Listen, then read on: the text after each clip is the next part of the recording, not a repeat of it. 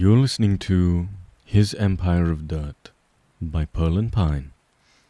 Chapter 35, Michael Afton Can't Make a Promise. The reason Mike knows this street is because he had almost been hit by a car here. He looks up, and his house is before him. The atmosphere is different, though. The house does not loom like a glorified prison. Instead, the lights inside are impossibly warmer, beckoning him in from a long night. It's probably a trap, he figures, and he waits for a car to hit him like it should have all those years ago. The empty chasm in his chest is replaced by a flood of tears, and he misses all of his friends. And if he's in front of his house, that means he's gone forward in time. That means he can't be there for William. No, he can't stop William. Not anymore. He can't stop Dad from killing little kids, and he can't stop Dad from raising a piece of shit kid that leads to the death of Evan Afton. He can't do anything. He laughs woefully to himself. Of course he can't do anything. Why did he ever think he could? You're my best mate, Fritz Smith. Tears rocket him once more, and he doesn't believe in God, but he thinks that if he closes his eyes hard enough and screams to heaven itself, he'll be blessed with a car ramming into him and sending him back to the fire, sending him to hell. Really, he just wants to go to hell. He deserves it at this point, just like he deserved to be hit by his old man. At the thought of his old man, he finally settles his focus on the house. The Thunderbird is outside, which is odd because Dad always kept the Thunderbird in the garage. The weather is nice though, so maybe that's why it's there. If Mike listens hard enough, he realizes there's music emanating from within. Dad never played music so loudly. Mike realizes that this cannot be any time from when he was a kid. But that doesn't make any sense. Because after 1985, the house is abandoned. When am I? Curiosity finally fells his torment, and with shaking limbs, he picks himself up and trudges toward the house. He still knows where Mom hid the key, underneath a potted plant by the steps to the door. But he feels compelled to knock, like he's a salesperson bothering the richest man in the state. He stares at the door, and it feels like it's 1,000,000 miles away. His hand venturing through light years as he brings it to the door and lightly raps. There's no answer. He realizes he probably hasn't been heard over the music, so he knocks a bit harder. After a moment, the music quiets just a bit, and he can hear shoes patter against the floor. Then, the door slowly swings open. Hello? It's Mom. That's not possible. Mom died in 1984. She's suspended in time. Mom, now, though, she's older. It's a bit imperceptible, but he can see it in the lines around her mouth and her forehead. And her hair is graying at the top of her head. She looks so impossibly happy, though. Here in her cerulean robe, her mouth pulled into an easy smile. Upon examining Mike, though, she frowns. Can I help you? Good. Mike swallows down tears. He probably looks manic, standing here in a disheveled lavender shirt that belongs to her husband. and when he reaches to his face, his nose bleeding from where Henry had punched him. You tell me what year it is? Oh, dear. Did you get in a scrap? She tuts. You look concussed, young man. Could you please just tell me? Please. She smiles as if dealing with a small child. It's 1993. 1993. That's the year Dad dies for the first time. Mom's been dead a long, long time, too. Everyone, everything is dead. Incinerated at the root. Drowned in the hurricane that they've been cursed into. Could you tell me your name, young man? I'm a doctor, you know. I could take a look at this. She gestures to his face in general with a gentle smile.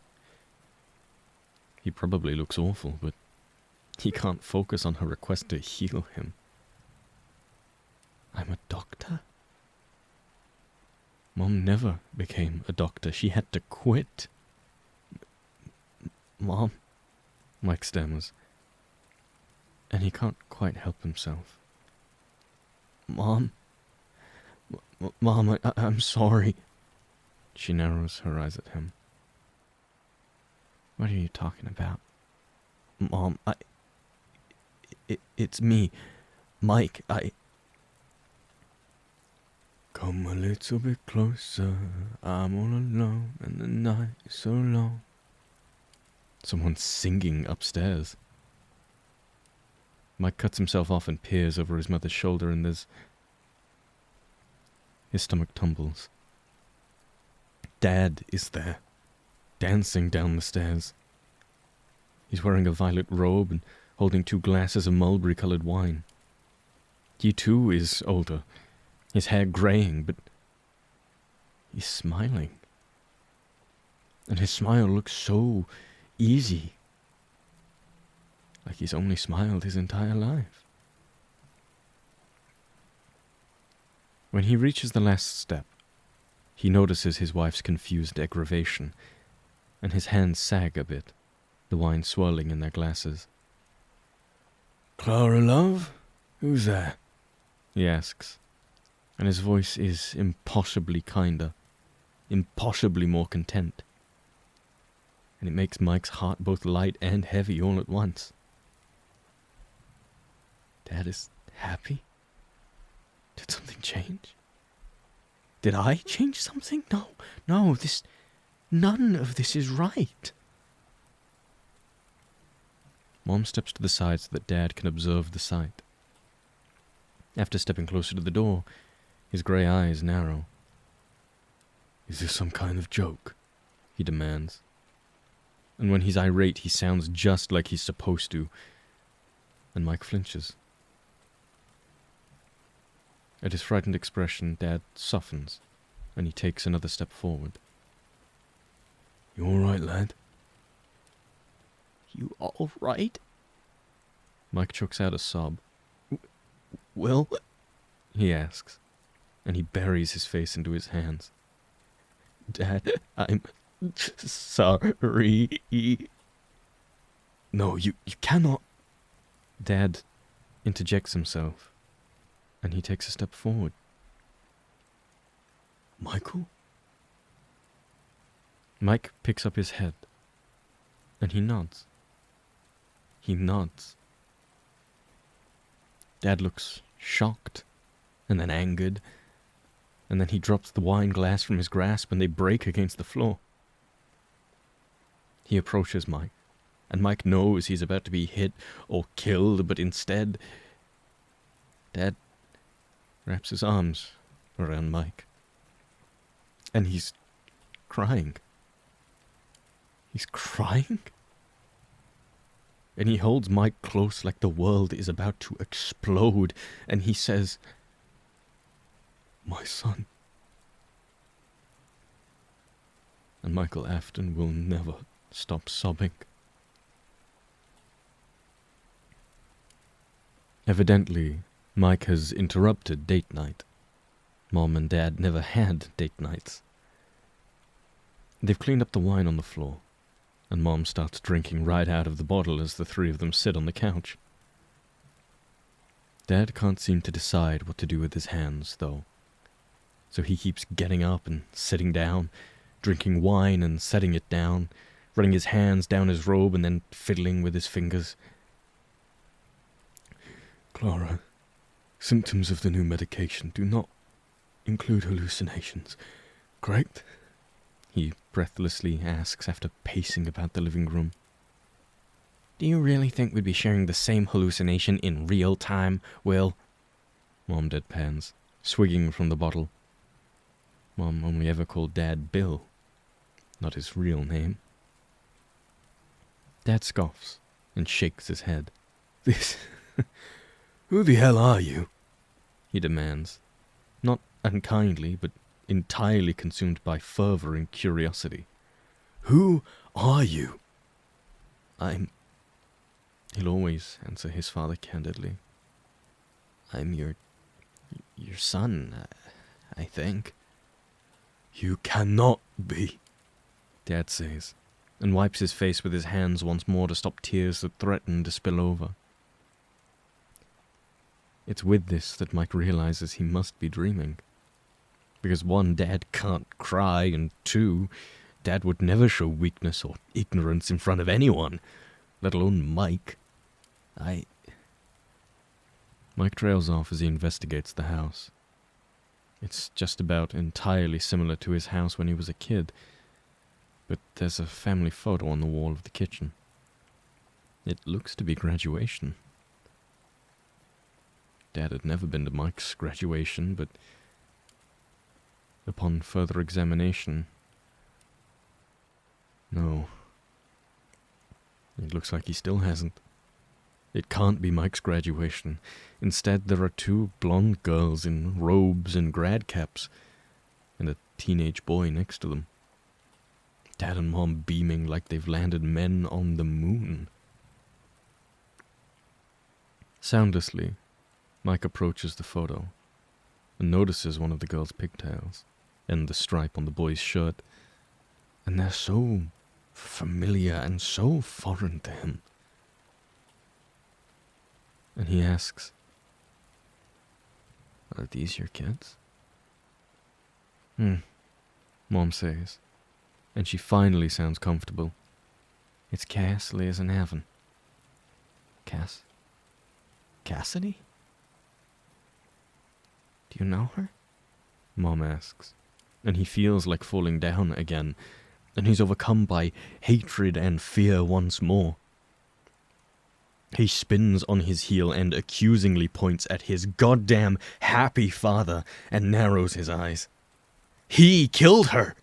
He killed all of us! Don't you know that?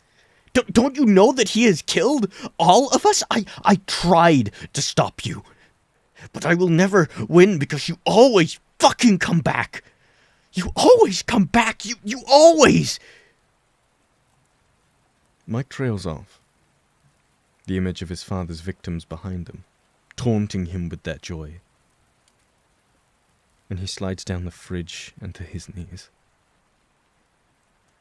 You always come back.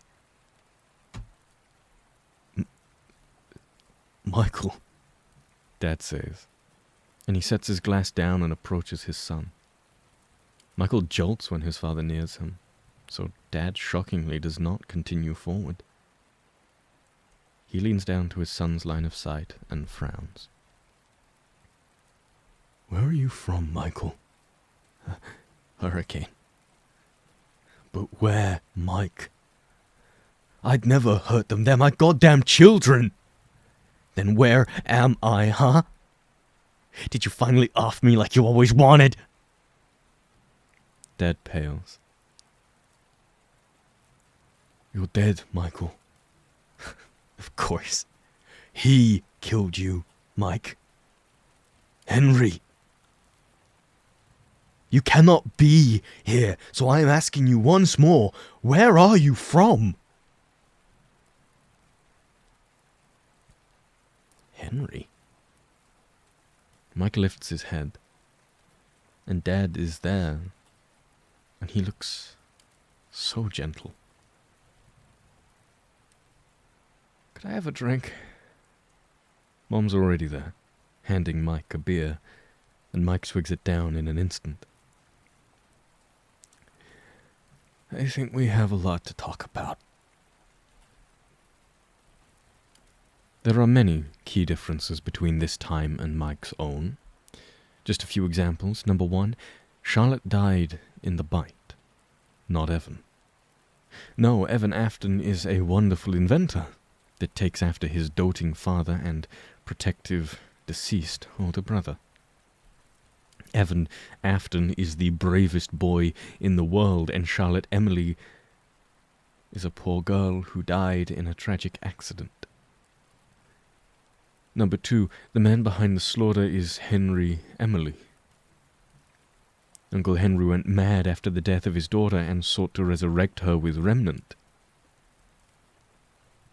Number 3, Elizabeth Afton is a smart, spoiled girl, which remains true to Mike's life, but she is alive. And she has recently entered college. Number 4, Mom and Dad founded Afton Robotics together. And they champion hospital technology, and are just complete and utter saints to the general public, apparently. Clara Afton is wonderful and brash and obstinate, and she is never broken. Not once.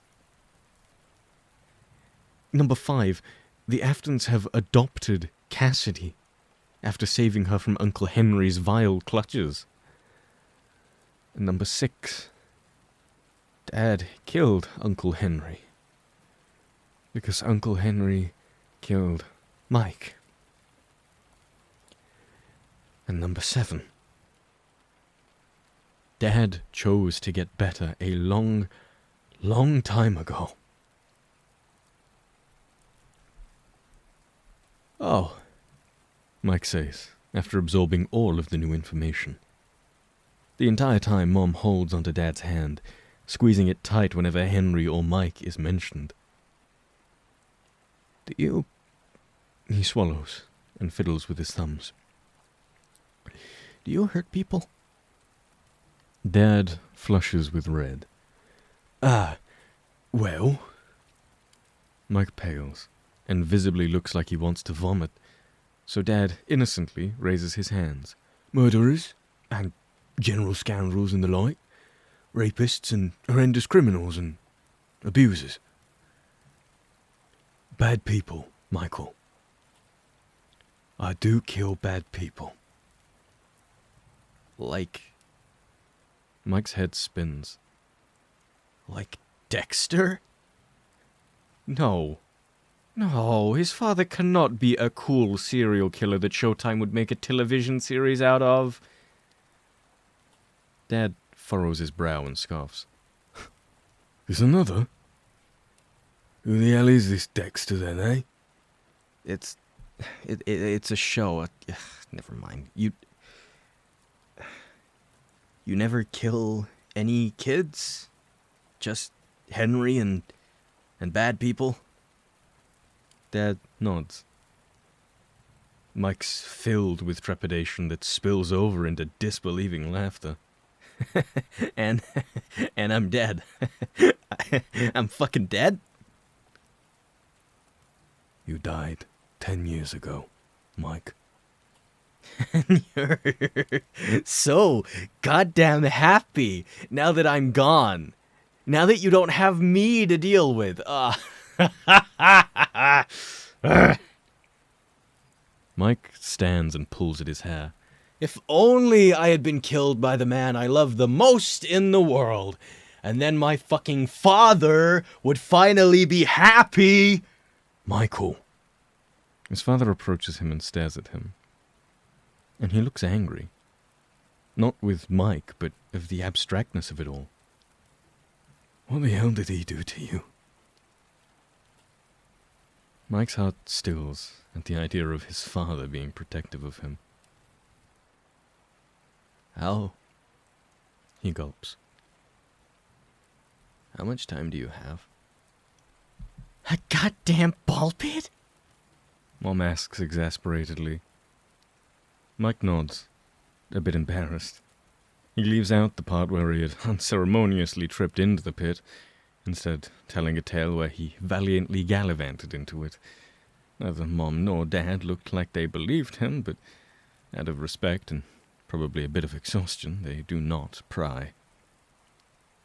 Dad confirmed that everything that Mike has witnessed, little William Afton crying, John and Beatrice abusing him and neglecting him, his obsession with Henry, his affair, had all happened to him. And you were kind to him? To me? Dad nods. I was not. He sighs, embarrassed, still tormented by the information he's received from this man who is his son but is also not. I was not a fantastic father, but I tried. And we were becoming so close, Mike, right before.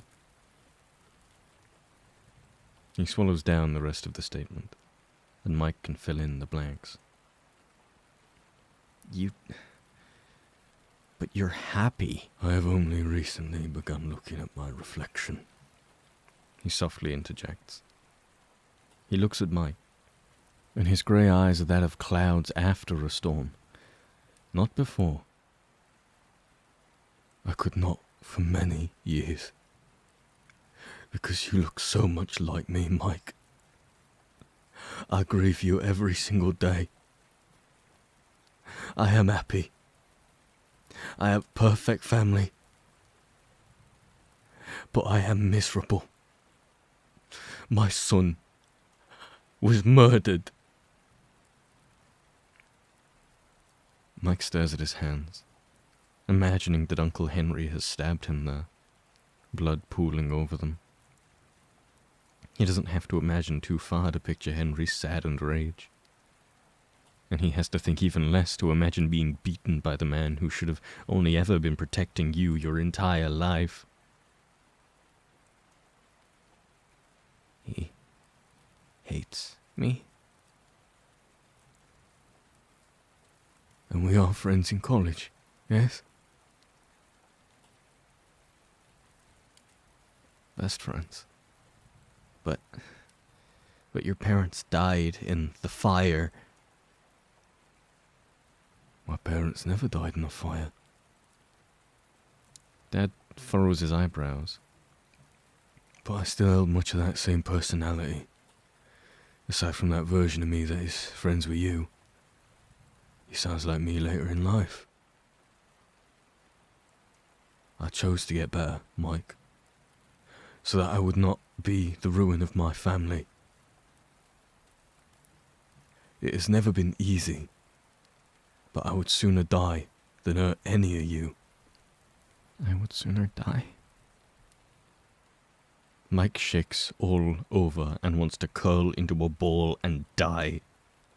You chose to get better without my help. Dad nods. You chose to get better.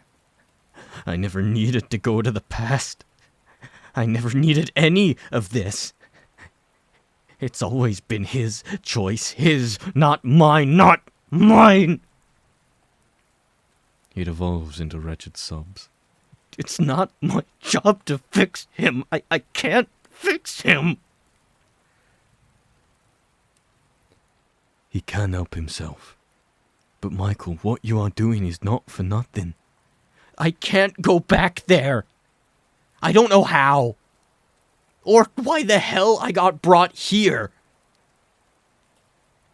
Here, in this place where Mike is dead and nearly everything else is perfect. And yes, he is so selfish for thinking that because 6 kids are still dead, but he doesn't care. Why can't Michael Afton get a happy ending? Mac, Mom says, gently, hesitantly. Can I ask you where the ball pit brought you the first 2 times?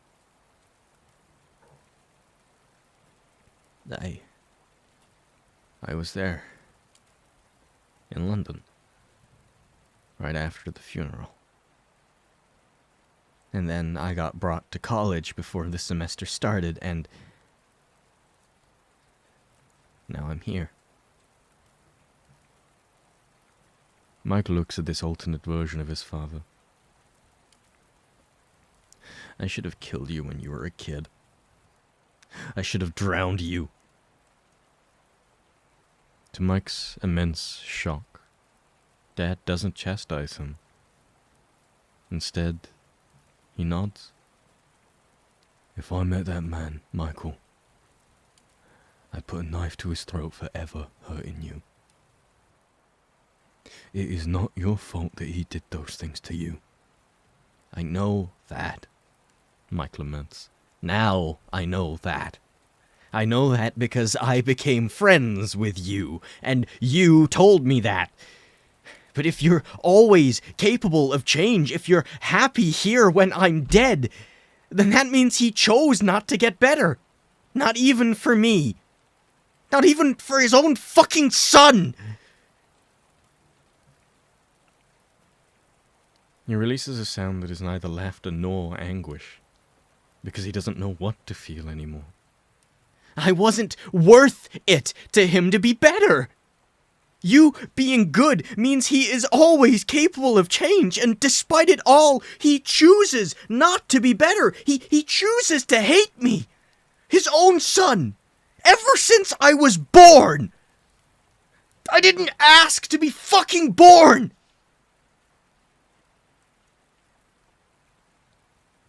I am not worth changing over, Mike sadly proclaims, jabbing his chest.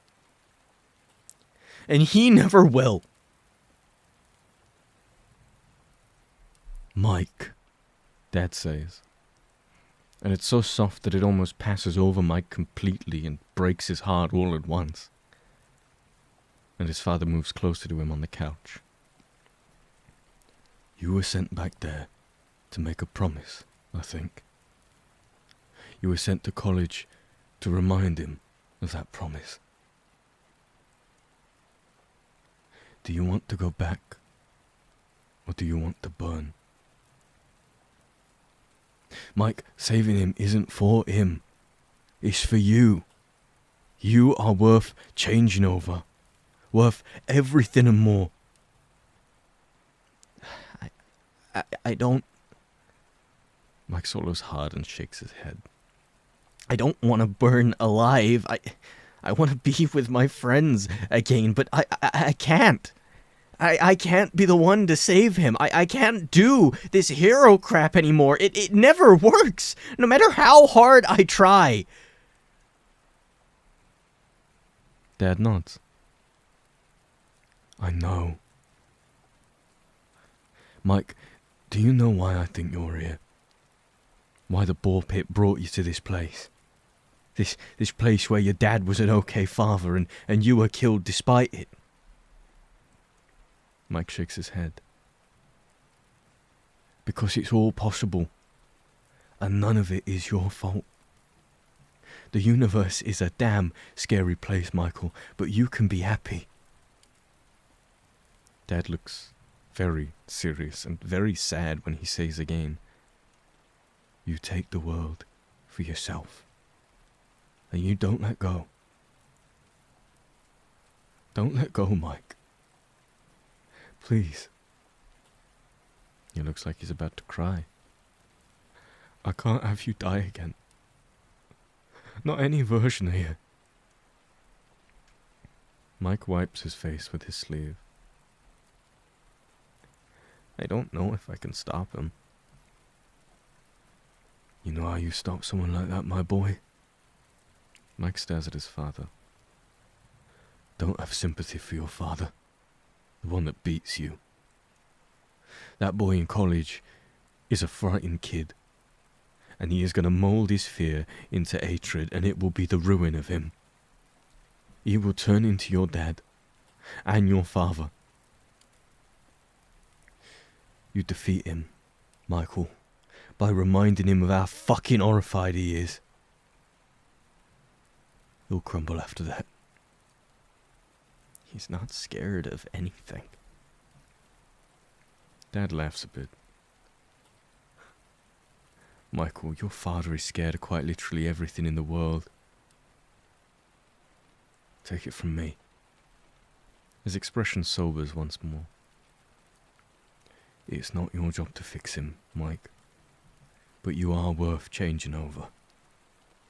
You tell him his life will be hell if he doesn't change, because it will be. It will be.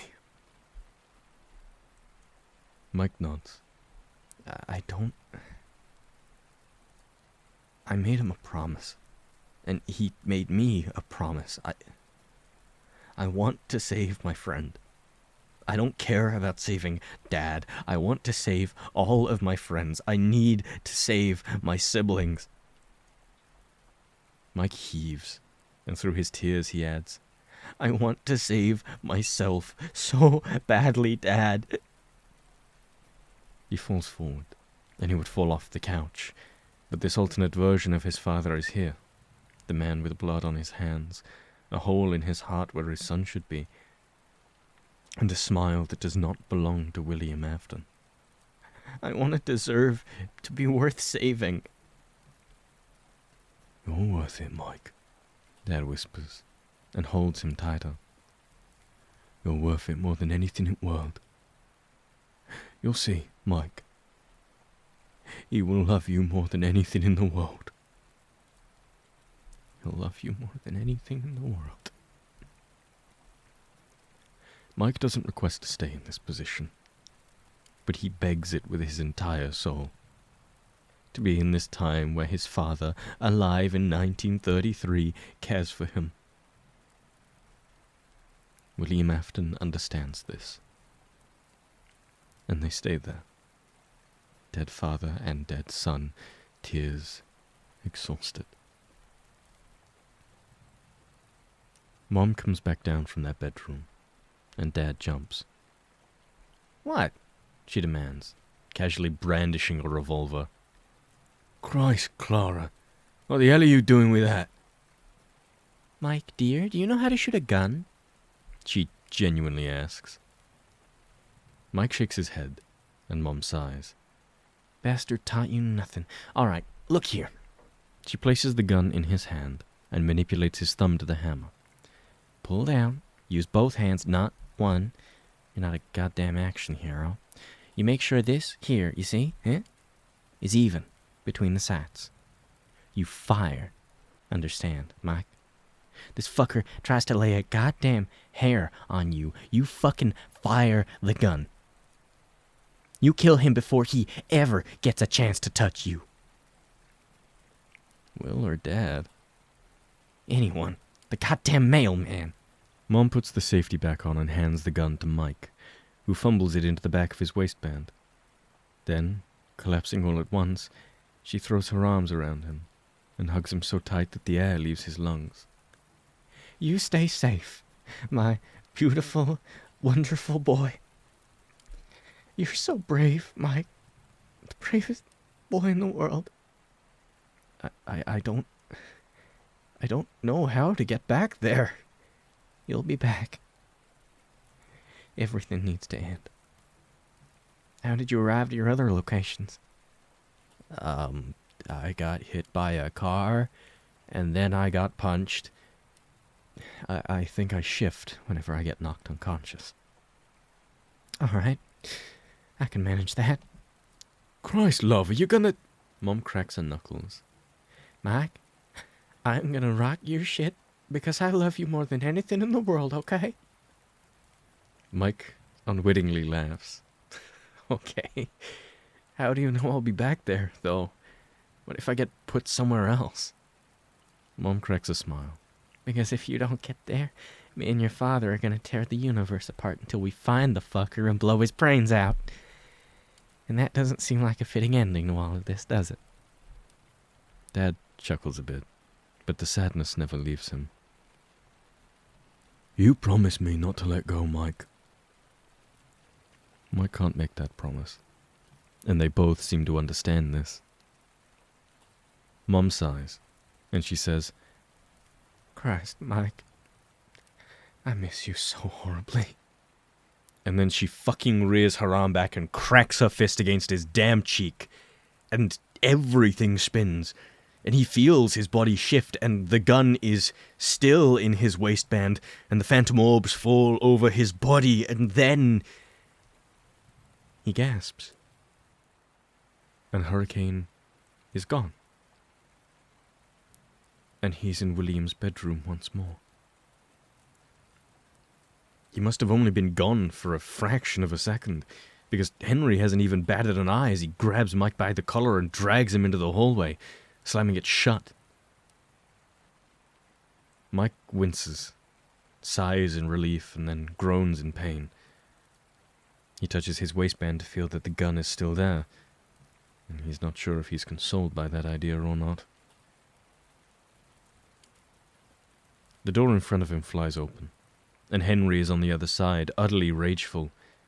He looks like he's fighting back tears as he throws a backpack at Mike's feet.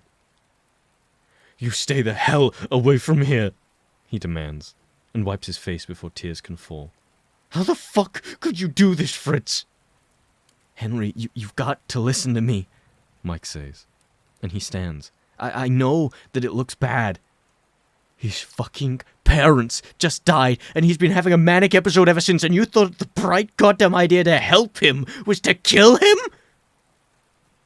Henry's chest rises with anger. What the hell is wrong with you?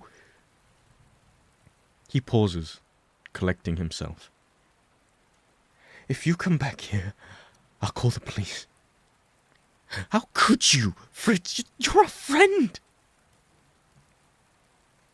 Henry slams the door before he can succumb to tears. Mike stares at the backpack, and he wants to desperately knock on the door, but he can't bring himself to. Henry's right, but he's wrong, too. He doesn't know William Afton's rage. He doesn't know the monster that desperately tries to break free and kill the host. He just doesn't know. But Mike does. And Mike's going to save all of them. But he's so tired. So terribly tired, and he couldn't make a promise to not let go if he wanted to. He will let go, if he's pushed hard enough. He doesn't want to think about that, though. He grabs his backpack and walks down the hall, out the building, into the cold.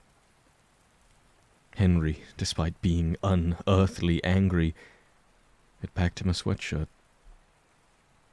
Mike throws it on and stares at the building that has been his haven for the past 4 months. They'll go out tomorrow for the new year. William will insist. Mike will wait. He will always wait.